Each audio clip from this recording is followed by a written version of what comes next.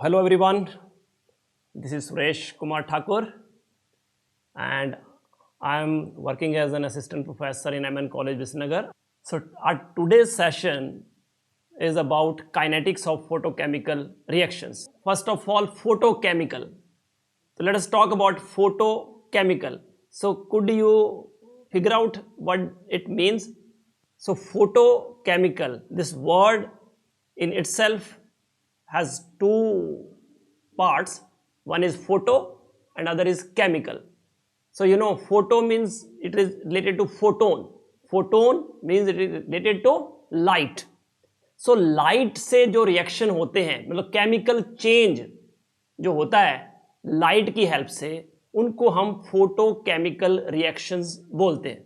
उसमें हम दो रिएक्शंस करने वाले हैं आज, एक हाइड्रोजन ब्रोमीन और दूसरा hydrogen chlorine, which is in your syllabus as well.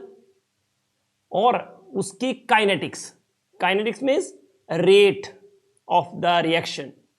और उसका काइनेटिक्स की बात करें तो उसमें मैकेनिज्म भी आ जाता है पूरा, और उसके हम रेट कैसे स्टडी करें पूरा मैकेनिज्म के साथ, उसको हम कंप्लीट बोल देते हैं काइनेटिक्स.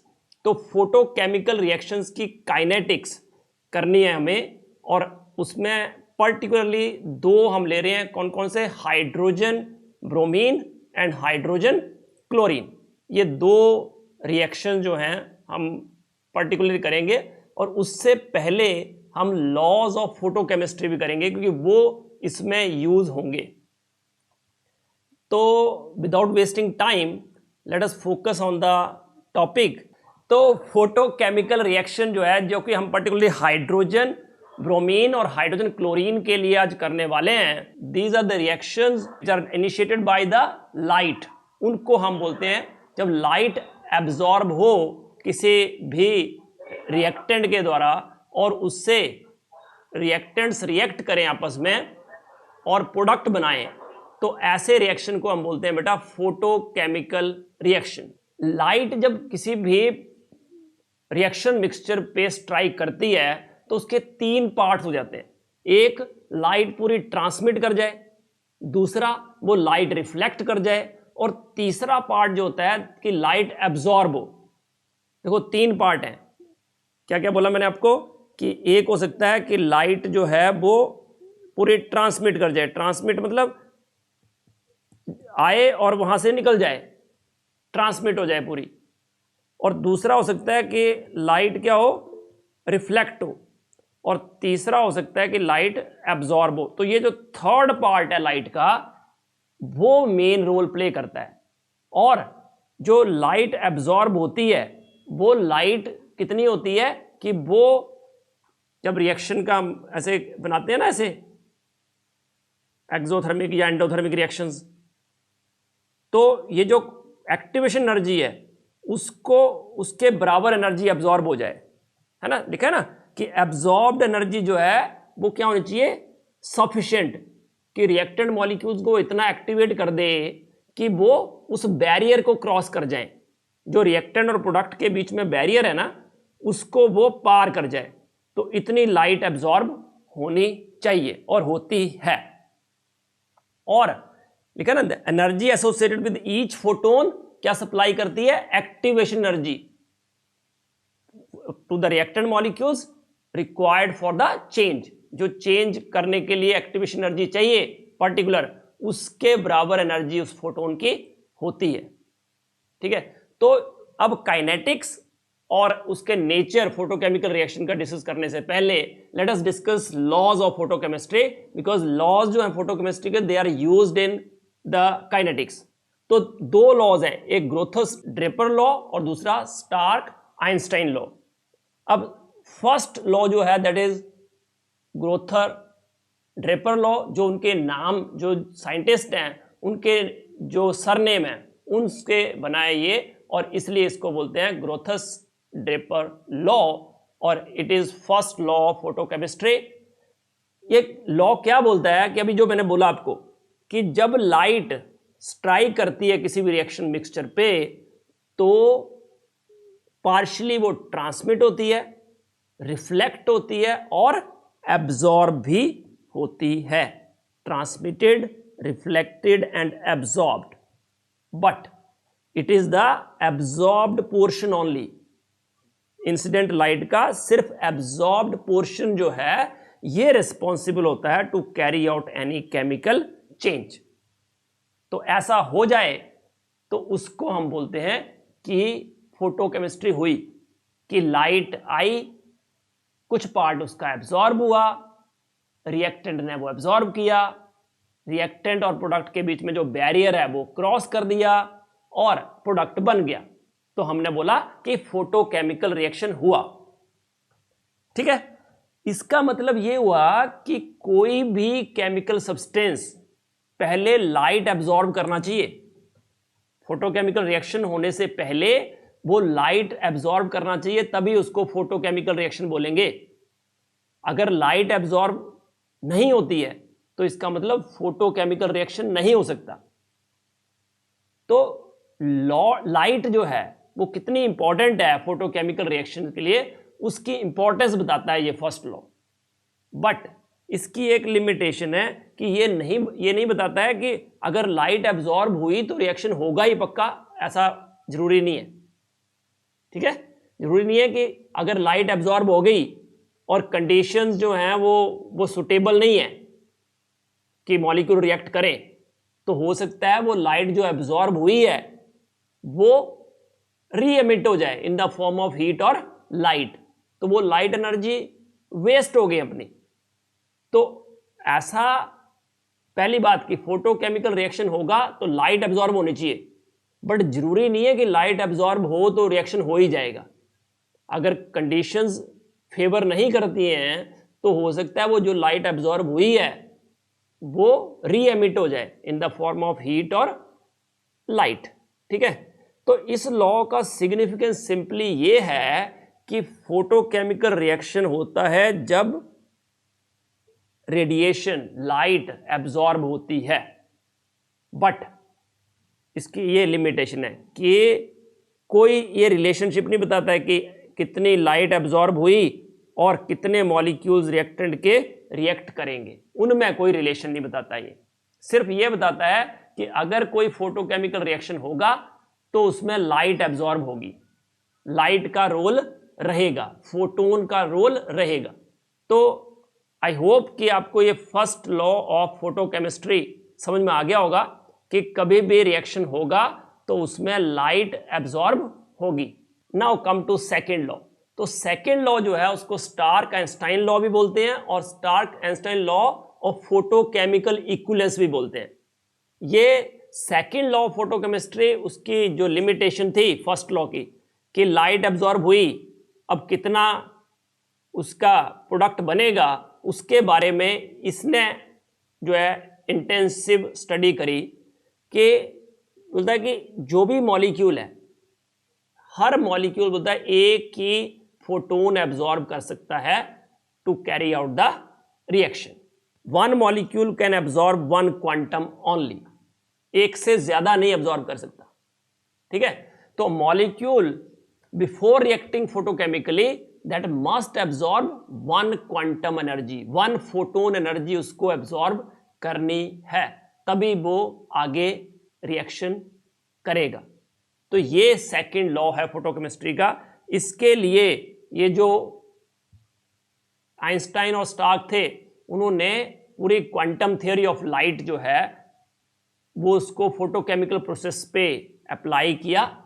ठीक है, और क्वांटिटेटिव जो है रिएक्शन का कंपोनेंट वो फाइंड आउट किया। क्वांटिटेटिव, देखो पहला वाला सिर्फ क्वालिटेटिव था कि लाइट एब्जॉर्ब होगी रिएक्शन होगा, अब कितना रिएक्शन होगा किसी को पता नहीं है। बट इसने ये बोला कि एक मॉलिक्यूल एक क्वांटम को एब्जॉर्ब करेगा, इसका मतलब एक, इसको बोलते हैं primary process. Primary process means पहला रिएक्टेंट आया, उसने फोटोन एब्जॉर्ब किया, वो एक्टिवेट हो गया, एक्साइट हो गया और उसने रिएक्शन किया। तो ऑब्वियसली एक मॉलिक्यूल एक क्वांटम, तो हर एक मॉलिक्यूल जो है वो एक ही क्वांटम ऑफ लाइट या फोटोन एब्जॉर्ब करेगा। ठीक है, और उससे रिएक्शन स्टार्ट होगा क्योंकि वो एक्टिवेट हो जाएगा उससे। ठीक है। और इसलिए इस लॉ को हम Stark Einstein law of photochemical equivalence भी बोलते हैं कि एक मॉलिक्यूल एक फोटोन।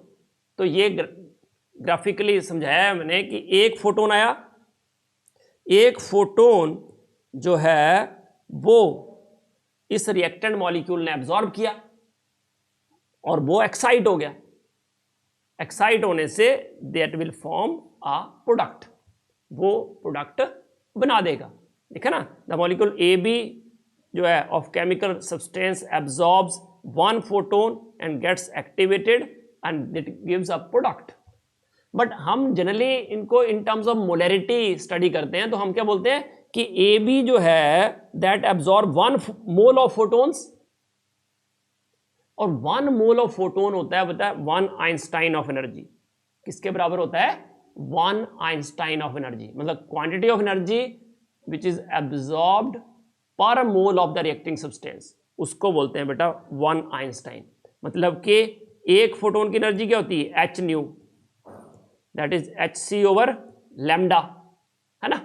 तो वैसे ही एवोगैड्रोज नंबर जो है, ये एक फोटोन की एनर्जी हुई ना, तो एवोगैड्रोज नंबर ऑफ फोटोन्स की एनर्जी, एक मोल फोटोन की जो एनर्जी होगी उसको बोलते हैं बेटा 1 Einstein, 1 Einstein of energy. Avogadro's number की वैल्यू पता है आपको, h की value you know Planck's constant है, c वेलोसिटी ऑफ लाइट है। इनको पुट कर दें तो लैम्डा की टर्म में वैल्यू आपको आ जाएगी, किलो कैलोरीज में भी निकाल सकते हैं, किलो जूल में भी निकाल सकते हैं पर मोल। ये जो लॉ है वो किससे कंसर्न है कि जो इनिशियल स्टेप है मॉलिक्यूल का, ठीक है, जिसमें क्या होता है कि प्राइमरी प्रोसेस जो है, मैंने बोला ना प्राइमरी और सेकेंडरी।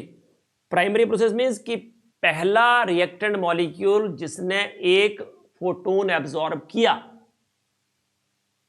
तो इसका मतलब जितने मॉलिक्यूल्स एक्टिवेट होंगे उतने ही क्वांटम एब्जॉर्ब होंगे। अब एक बार वो एक्टिवेट हो गया, अब हो सकता है वो ही और रिएक्टेंट्स को खुद एक्टिवेट कर दे।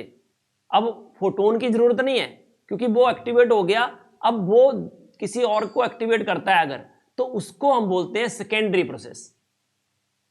जैसे मैंने क्या किया, क्लोरीन मॉलिक्यूल लिया, क्लोरीन मॉलिक्यूल ने ये एब्जॉर्ब किया फोटोन और बना दिया क्लोरीन फ्री रेडिकल। अब क्लोरीन फ्री रेडिकल बनने के बाद ये वाला रिएक्शन लेते हैं, देखो H2 plus Cl2 in the presence of light क्या बनाता है? 2HCl। तो अब ये जो क्लोरीन फ्री रेडिकल है ये हाइड्रोजन से रिएक्ट कर सकता है ना, हाइड्रोजन से रिएक्ट करेगा, क्या बना देगा? HCl और H। तो अब देखो इस रिएक्शन में फोटोन की जरूरत नहीं पड़ी हमें, सिर्फ क्लोरीन ने एक मॉलिक्यूल एब्जॉर्ब किया ना, मॉलिक्यूल ने, तो ये जो पहला है this is called primary process, but ये जो दूसरा है इसको क्या बोलेंगे? Secondary process. फिर जो H बना ये फर्दर आगे रिएक्ट कर सकता है कि एक और क्लोरीन मॉलिक्यूल से रिएक्ट कर जाए, फिर HCl बना दे और क्लोरीन फ्री रेडिकल बन गया। अब ये जो प्रोसेस हो रहे हैं आगे वाले, इनमें कहीं भी हमें फोटोन नहीं डालना पड़ रहा, फोटोन एब्जॉर्ब नहीं हो रहा है। तो ये जो सारे प्रोसेस हैं, जब फर्स्ट एक्साइटेशन हो गई, जो फोटोकेमिकली एक्टिवेट हो गया मॉलिक्यूल यहां पे क्लोरीन, उसके बाद जो ये इनिशिएट हो रहे हैं सीरीज ऑफ रिएक्शन, इनको बोलते हैं हम सेकेंडरी प्रोसेस, ठीक है। तो जो प्राइमरी प्रोसेस है उसकी जो क्वांटम यील्ड है, अब ये क्वांटम यील्ड क्या होती है मैं आगे डिस्कस करता हूं, बट उसकी क्वांटम यील्ड 1 होगी कि कितने मॉलिक्यूल एक्टिवेट हुए और कितने फोटोन एब्जॉर्ब हुए, डिवाइड करके, है ना, number of molecules activated divided by number of photons absorbed. तो प्राइमरी प्रोसेस के लिए तो उतने ही होंगे, जितने मॉलिक्यूल उतने फोटोन, बट सेकेंडरी प्रोसेस के लिए कम ज्यादा हो सकते हैं, that we will discuss in the next part, ठीक है। तो ये बोलता है कि number of reacting molecules converted to product is many orders of magnitude greater than the number of quanta absorbed, इसलिए क्वांटम यील्ड वैल्यू जो है दैट बिकम्स हाई, किसमें? सेकेंडरी प्रोसेस के केस में। बट कई बार लो भी हो सकती है, कि हो सकता है कि सेकेंडरी प्रोसेस ऐसे हो रहे हो जो वैम्पायर हो। वैम्पायर पता है? वैम्पायर मतलब वो वैम्पायर क्या करते हैं? ब्लड सक करते हैं। वैसे यहाँ पे ये फ्री रेडिकल सकर कोई आ जाए, इनहिबिटर कोई आ जाए, तो क्वांटम यील्ड लो भी हो सकती है। आगे वो हम पूरा डिस्कस करते हैं। तो क्वांटम यील्ड क्या होती है? Quantum yield is number of moles of the reactant reacting per second divided by number of Einsteins. Einstein means, what do you mean by one Einstein? 1 mole of quantum or 1 mole of photons absorbed per second. ठीक है, तो that is called quantum yield of photochemical reaction. कितने moles वो react किए, कितने मोल photons absorb हुए पर second, तो that is called quantum yield. तो क्वांटम यील्ड अब दो तरह की हो गई, एक प्राइमरी प्रोसेस के लिए और एक सेकेंडरी प्रोसेस के लिए। तो याद रखना कि प्राइमरी प्रोसेस के लिए ये ऑब्जेक्टिव क्वेश्चन ही बन गया कि what is the quantum yield for a primary process. So keep in mind, primary process के लिए, क्योंकि जितने मॉलिक्यूल्स एक्टिवेट होंगे उतने ही वो क्वांटा, उतने ही फोटोन वो एब्जॉर्ब करेंगे, क्योंकि एक मॉलिक्यूल एक ही फोटोन एब्जॉर्ब कर सकता है। इसलिए प्राइमरी प्रोसेस की क्वांटम यील्ड हमेशा ही 1 रहेगी। बट सेकेंडरी प्रोसेस जो है उसकी क्वांटम यील्ड डिपेंड करती है किस पे? Intensity of the absorbed radiation, कि number of photons striking the sample per unit cell. So देखा है, नंबर ऑफ रेडिएशंस और we can say photons absorbing molecules consumed per unit time in the primary process, that is equal to intensity of the absorbed radiation. पर second कितना absorb होंगे पर unit time, वो किस पे डिपेंड करता है? Intensity of the radiation. और इंटेंसिटी क्या होती है? Number of photons striking the sample per unit time और per second we can say. Now come to the main part, reaction between hydrogen and bromine. तो hydrogen और bromine when they react, तो you know hydrogen और bromine react करेंगे in the presence of light, तो they will give 2HBr। ये reaction जो है इसके लिए बोडेनस्टीन और मेयर ने फोटोकेमिकल रिएक्शन के लिए एम्पिरिकल इक्वेशन दी। ये वाली इक्वेशन ये एक्सपेरिमेंटल इक्वेशन है, दिस इक्वेशन इज एक्सपेरिमेंटल। ये इक्वेशन उन्होंने दी जिसमें K dash M dash they are constants, I A B this is intensity of the absorbed light, और ये equation this is rate of और फॉर्मेशन ऑफ HBr, ठीक है, और we can say rate of appearance of HBr with respect to time. तो ये equation जो है that is given by experiment, they empirical equation they experimentally. अब ये इक्वेशन हम डिराइव करेंगे by the mechanism of this reaction. तो देखो मैंने कंप्लीट नोट्स आपको बना दिए हैं, ये लिख दिए हैं पूरे, ताकि आपको बाद में मैं PDF शेयर कर दूं तो आप आराम से इसको नोट्स फॉर्म में अपने बुक में लिख सको और अपने एग्जाम में रिप्रोड्यूस कर सको। सो हाइड्रोजन ब्रोमीन और हाइड्रोजन ब्रोमीन रिएक्शन ये टिपिकली क्या है? फोटोकेमिकल रिएक्शन है, ठीक है। और ओवरऑल रिएक्शन बताइए आपको, H2 react with Br2 in the presence of light to give 2HBr। और आपको बताया ये कौन सा लॉ है कि लाइट की प्रेजेंस में ही रिएक्शन होना चाहिए? First law, Grotthuss Draper law, कि लाइट पहली रिक्वायरमेंट है for the reaction to take place, and that is called photochemical reaction.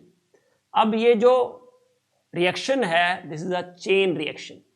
तो जब चेन रिएक्शन होता है तो आपको पता है चेन इनिशिएशन होती है, चेन प्रोपेगेशन होती है, चेन टर्मिनेशन होती है। There are 3 steps, chain initiation, chain propagation and chain termination. अब जब लाइट एब्जॉर्ब करनी है तो हाइड्रोजन और ब्रोमीन में which one will break easily? बताओ, एच जल्दी ब्रेक होगा कि Br? If we compare the bond strength of this two, तो यू कैन से कि जो Br बॉन्ड है दैट इज लॉन्गर, लेंथ उसकी बॉन्ड लेंथ ज्यादा होगी, इसलिए बॉन्ड स्ट्रेंथ क्या होगी? कम, तो वो जल्दी ब्रेक होगा।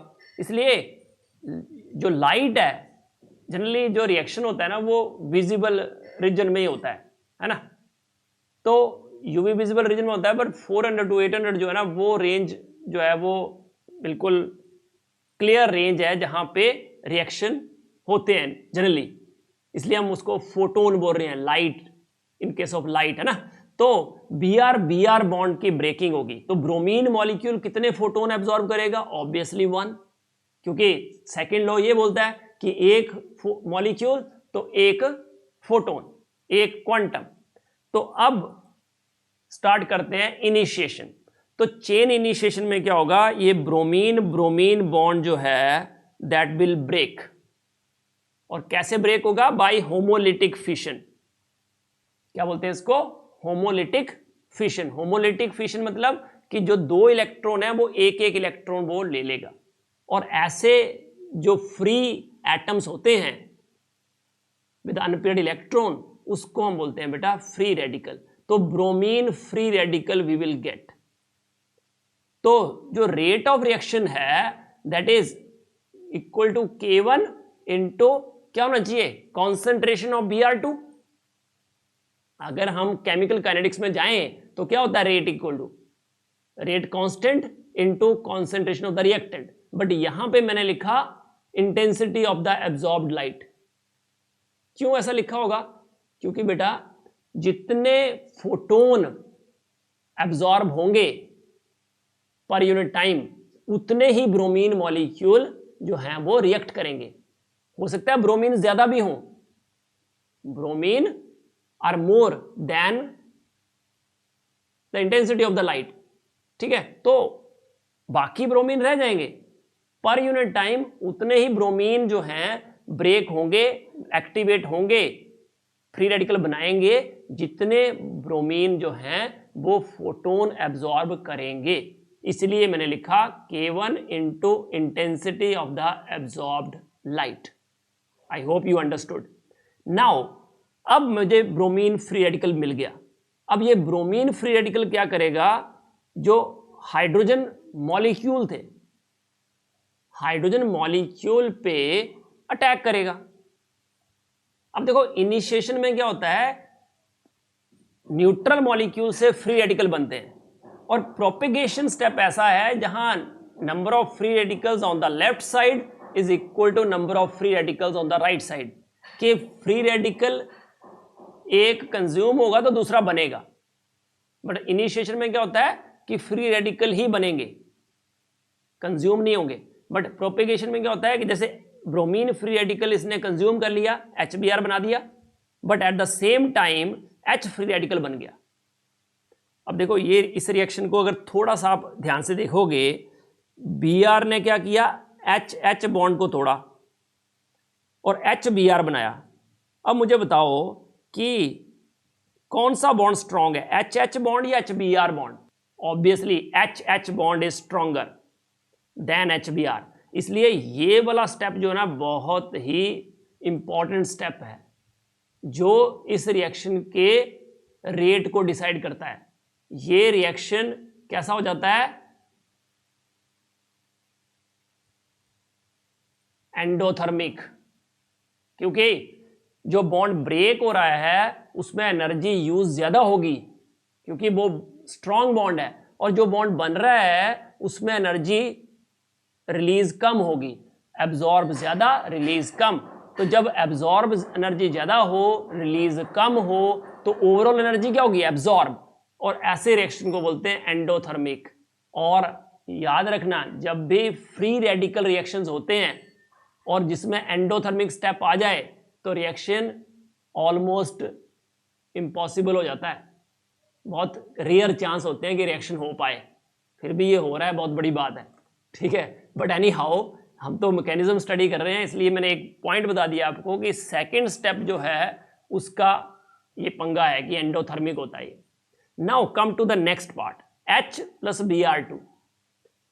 H ने Br बॉन्ड तोड़ा और बनाया HBr, तो obviously you know HBr is stronger than Br। तो यहाँ पे एनर्जी रिलीज ज्यादा होगी, एब्जॉर्ब कम, तो ये तो एक्सोथर्मिक स्टेप है। तो ये रिएक्शन जो है ना ये फास्ट होगा। Third step is fast than the second. क्यों ऐसा? क्योंकि सेकंड स्टेप जो है वो एंडोथर्मिक है और थर्ड स्टेप क्या है? एक्सोथर्मिक। बट जब तक ये नहीं होगा थर्ड नहीं होगा। But any how third step जो है that is very much faster than the second step. और रेट तो पता ही आपको, concentration of the reactants and rate constant, इनका प्रोडक्ट। वैसे ही थर्ड स्टेप में रेट क्या हो जाएगा? K3 Br2 concentration H concentration. Now H जो है that can also react with HBr। देखो ये वेम्पायर हो गया स्टेप। अभी तक क्या हो रहा था कि H या तो Br2 मॉलिक्यूल पे रिएक्ट कर रहा था या Br फ्री रेडिकल H2 पे अटैक कर रहा था। अब H फ्री रेडिकल है और वो प्रोडक्ट पे अटैक कर रहा है। HBr तो प्रोडक्ट है ना, तो HBr से रिएक्ट करके बना रहा है H2, क्योंकि you know H2 is stronger then HBr। तो ये रिवर्स रिएक्शन भी शुरू हो सकता है, ठीक है। और रेट जो है that is K4 HBr। Now last step is chain termination step. तो चेन टर्मिनेशन में क्या होता है कि जो ब्रोमीन फ्री रेडिकल बने हैं इनिशिएशन स्टेप में, वो ही आपस में कंबाइन करना शुरू कर दे, क्योंकि एक एक इलेक्ट्रॉन है ना, फ्री रेडिकल्स हैं ये, दे कैन कंबाइन और बना देते हैं Br मॉलिक्यूल, दैट्स इट। तो ये जो K1 K2 K3 K4 K5 they are rate constants, specific rates for the 5 elementary steps. अब HBr जो है, सी HBr कौन कौन से स्टेप में बन रहा है? सेकेंड और थर्ड स्टेप में we get HBr by K2 BrH2 plus K3 HBr2। इस रेट से HBr फॉर्मेशन हो रही है और HBr के जो रिमूवल है, कंजम्पशन है, वो हो रही है फोर्थ स्टेप में। मतलब ये स्टेप जो है डिक्रीज कर रहा है HBr को और सेकेंड और थर्ड स्टेप इंक्रीज कर रहे हैं। तो देखो HBr is produced by reactions 2 and 3 and consumed or removed by the reaction 4, and therefore जो net rate of formation HBr का बेटा क्या हो जाएगा? ये दोनों सेकेंड स्टेप और थर्ड स्टेप में HBr की फॉर्मेशन हो रही है, इसलिए वो ऐड हो जाएंगे और फोर्थ स्टेप जो है उसमें HBr का कंजप्शन हो रहा है, कंज्यूम हो रहा है, HBr रिमूव हो रहा है, इसलिए उसका माइनस लगाएंगे। याद कर लेंगे इसको कि जहां पे हम क्या लिखें DHBr ओवर DT, इसका मतलब it is the net rate of formation of HBr। तो यहां पे फॉर्मेशन हो रही है वो ऐड हो जाएंगे और यहां पे रिमूवल हो रहा है वो सबट्रैक्ट हो जाएगा। In this way we get the net rate of formation of HBr। इसमें और क्या क्या इन्वॉल्व हो रहे हैं? देखो जनरली हम क्या क्या यूज कर रहे हैं, जो ओवरऑल रिएक्शन है उसमें H2 है, Br2 है और HBr है। तो अगर इनकी कॉन्सेंट्रेशन ओवरऑल रिएक्शन में आती है तो दैट्स ओके, क्योंकि we can calculate their concentrations after the completion of the reaction. But जो H है, H atom, bromine atom, they are intermediate steps, they are involved in intermediate steps, है ना। और वो intermediates हैं अपने आप में, वो फाइनल प्रोडक्ट या इनिशियल रिएक्टेंट नहीं है। जो भी इनिशियल रिएक्टेंट या फाइनल प्रोडक्ट नहीं है और उसकी कॉन्सेंट्रेशन अपीयर हो रही है ओवरऑल रिएक्शन में, तो हम क्या करते हैं, उसको मेजर करना पड़ेगा, उनको हम कन्वर्ट करेंगे, क्योंकि they are too small quantities to be measured, तो इसको हम क्या करते हैं, ऐसी क्वांटिटी में एक्सप्रेस करते हैं जो मेजरेबल हो। तो उसको लिए क्या करते हैं, हम स्टेडी स्टेट इक्वेशंस बनाते हैं। ये स्टेडी स्टेट क्या होती है, बहुत इंपॉर्टेंट टॉपिक है CSIR नेट में, गेट में, even GSET I didn't appear in that, but anyhow SLET B में भी ऐसा स्टेडी स्टेट अप्रोक्सीमेशन पे 101% क्वेश्चन होता होगा, और उनकी तो मैं गारंटी लेता हूँ नेट और गेट की कि उनमें स्टेडी स्टेट अप्रोक्सीमेशन पे क्वेश्चंस होते ही हैं। अब ये स्टेडी स्टेट क्या होती है, steady state mean stationery state, but हम स्टेशनरी वर्ड यूज क्यों नहीं कर रहे हैं, क्योंकि आपको पता है रिएक्शन इज डायनामिक। रिएक्शन क्या होते हैं, डायनामिक, मतलब चलते रहते हैं, रिएक्टेंट से प्रोडक्ट बनता रहता है, प्रोडक्ट से रिएक्टेंट बनता रहता है, ऐसे चलता रहता है प्रोसेस, है ना। तो ऐसी स्टेट जिसपे जितना H बन रहा है, फॉर्मेशन H की हो रही है, उतनी उसकी कंजम्पशन हो जाए, रेट ऑफ फॉर्मेशन और उसकी डिसअपियरेंस वो बराबर हो जाए, मतलब नेट रेट ऑफ फॉर्मेशन जो है वो 0 हो जाए, तो ऐसे को बोलते हैं स्टेडी स्टेट। ठीक है, तो H की स्टेडी स्टेट और Br की स्टेडी स्टेट। तो हम क्या करेंगे, पहले हमने H की रेट ऑफ फॉर्मेशन लिखी, ठीक है, तो H की रेट ऑफ फॉर्मेशन यहां से देखो, H यहां बन रहा है, एक ही बन रहा है ना, तो ये ही आ जाएगा इसका रेट K2BrH2, और H कहां बन रहा है, एक ही जगह बन रहा है ना, और कंज्यूम कहां हो रहा है, थर्ड और फोर्थ स्टेप, तो ये सब्ट्रैक्ट हो जाएंगे, ये रेट दोनों क्या हो जाएंगे, सब्ट्रैक्ट, और सेकेंड रेट क्या हो जाएगा, ऐड। तो देखो DH/dt ये सेकेंड स्टेप में जिसमें फॉर्मेशन हो रही है H की, और ये थर्ड स्टेप और ये फोर्थ स्टेप जहां पे H के रिमूवल हो रहा है H का, है ना, तो वो सब्ट्रैक्ट कर दिया हमने, तो ये आया DH/dt।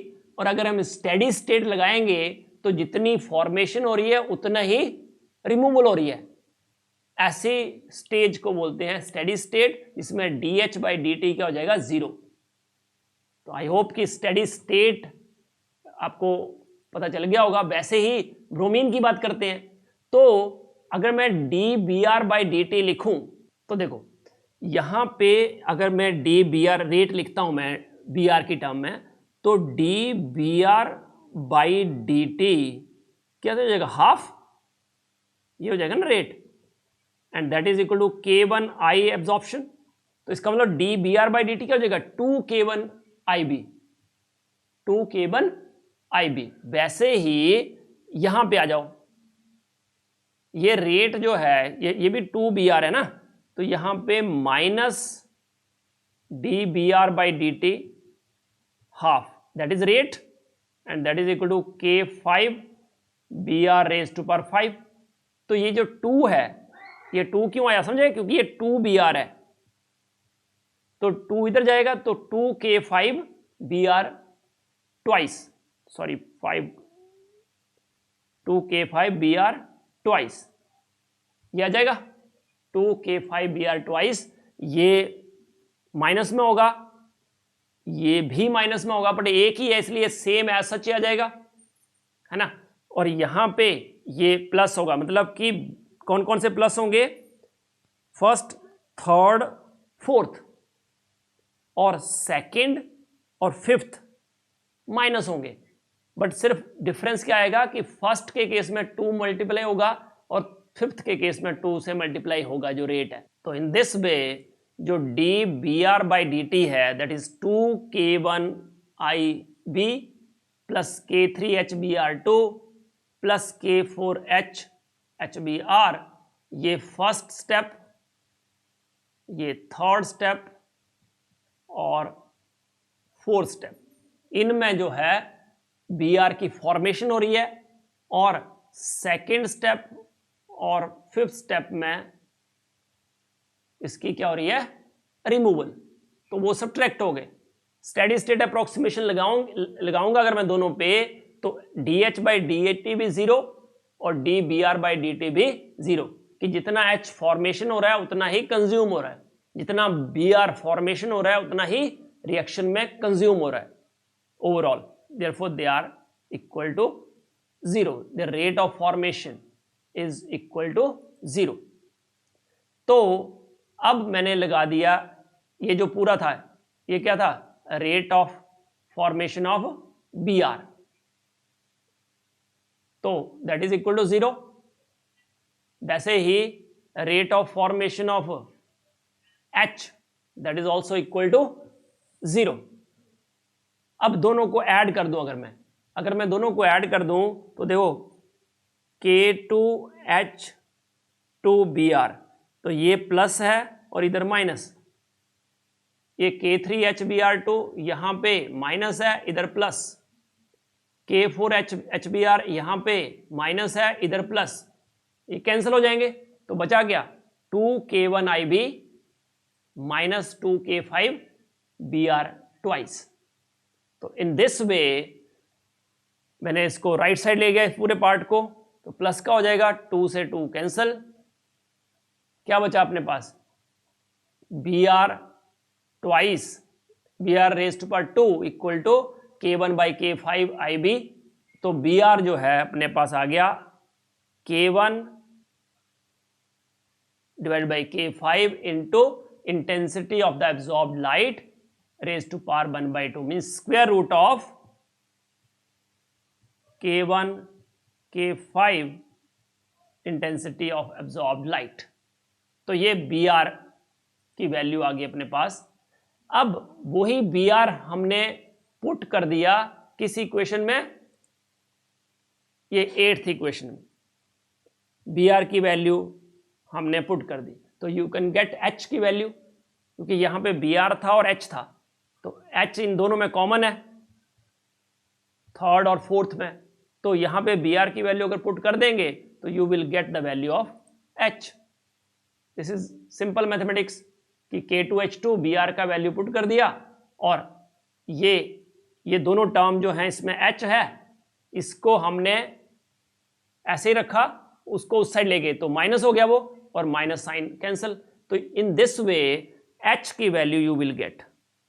तो H की वैल्यू आ गई अपने पास K2H2 K1 by K5IB raise to power half divided by K3Br2 plus K4HBr. तो ये अपने पास H फ्री रेडिकल की वैल्यू आ गई, कॉन्सेंट्रेशन आ गई. पहले Br की आई थी, अब H और Br दोनों की वैल्यू अपने पास आ गई, और दोनों वैल्यू हमने ये जो इक्वेशन थी अपने पास rate of formation of HBr उसमें पुट कर दी.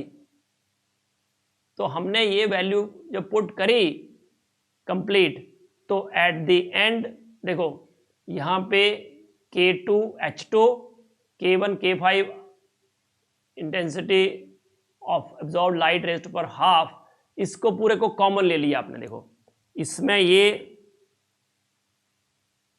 K2H2 ये पूरा कॉमन है, ये पूरा कॉमन है, ये पूरा अलग कर दिया, और क्या बचा 1 प्लस K3Br2 इसमें बचा, इसमें K4HBr विद माइनस साइन, और नीचे K3Br2 K4HBr, दोनों एलसीएम K3Br2 और K4HBr ही है, तो इसका एलसीएम ले लिया अलग. और ये पूरा अगर रखोगे आप वैल्यू, देखो K3Br2 K4HBr इस 1 की जगह आ जाएगा, और K3Br2 माइनस K4HBr, तो देखो K4HBr कैंसिल, तो 2K3Br2, तो ये 2K2H2 पहले से था, K3Br2, और ये पूरा अपने पास इक्वेशन आ गया. अब न्यूमरेटर और डिनोमिनेटर दोनों की हमने डिवाइड कर दिया, किस से, K3Br2. K3Br2 से अगर दोनों को डिवाइड करते हैं हम, तो देखो K3Br2 यहां से निकल जाएगा, K3Br2 यहां से निकल जाएगा, और K3Br2 यहां आ जाएगा. तो देखो 2K2H2 square root of K1 K5IB divide by 1 plus K4 K3HBr Br2.